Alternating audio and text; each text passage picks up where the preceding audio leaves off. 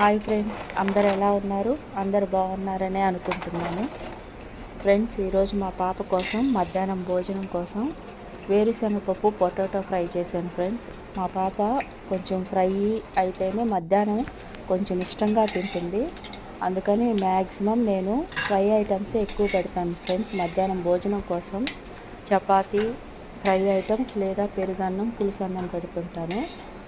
మొదట కొంచెం బాండిల్లో నూనె పోసి వేరుశనగపప్పు వేయించి పక్కకు తీసేయాలి ఫ్రెండ్స్.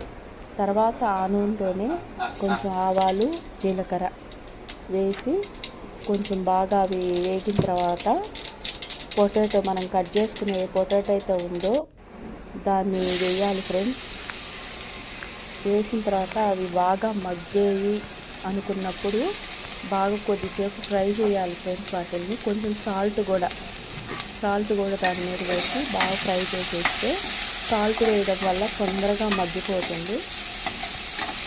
అవి బాగా మగ్గాయి అనుకున్న తర్వాత దాంట్లో కొంచెం కరివేపాకు ఏంటంటే ఆవాలు, జీలకర్రతో పాటే వేస్తే ఫ్రెండ్స్ కొంచెం బాగా మాడిపోయినట్టు వస్తుంది. అందుకని మనం ఏదైతే వేయించాలనుకున్నామో అవి వేసిన తర్వాత కరివేపాకు వేయడం వల్ల ఆ ఫ్రెష్నెస్ అలాగే ఉంటుంది ఫ్రెండ్స్. కొంచెం కరివేపాకు, సాల్టు, కరివేపాకు, పసుపు, కారం ఇవి వేసేసి బాగా వేయించాలి ఫ్రెండ్స్. ఫ్రై చేయాలి. ఫ్రై చేసిన తర్వాత దాన్ని కొంచెం మనం వేరుశనగపప్పు వేయించుకున్నాం కదా, అది కూడా దీంట్లో మిక్స్ చేసి బాగా కొద్దిసేపు ఫ్రై చేయాలి ఫ్రెండ్స్. ఒక్క స్పూను, అర స్పూను పసుపు, కారం అయితే సరిపోతుంది ఫ్రెండ్స్. అర స్పూను పసుపు, ముక్కాలు స్పూను కారం సరిపోతుంది. అది కూడా కారం అంత కొంచెం ఎక్కువ, ఎందుకంటే మనం రైస్ మళ్ళీ దాంట్లో వేస్తాం కాబట్టి కారం అనేది కొంచెం ఎక్కువ పడుతుంది.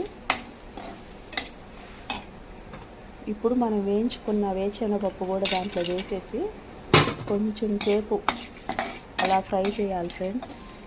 ఫ్రై చేసిన తర్వాత దాంట్లో మనం ఏదైతే వండుకున్నామో రైసు, అది కొంచెం పాపకు సరిపోయేంత కరెక్ట్ క్వాంటిటీ దాంట్లో మిక్స్ చేసి బాక్స్లో పెట్టేయాలి ఫ్రెండ్స్.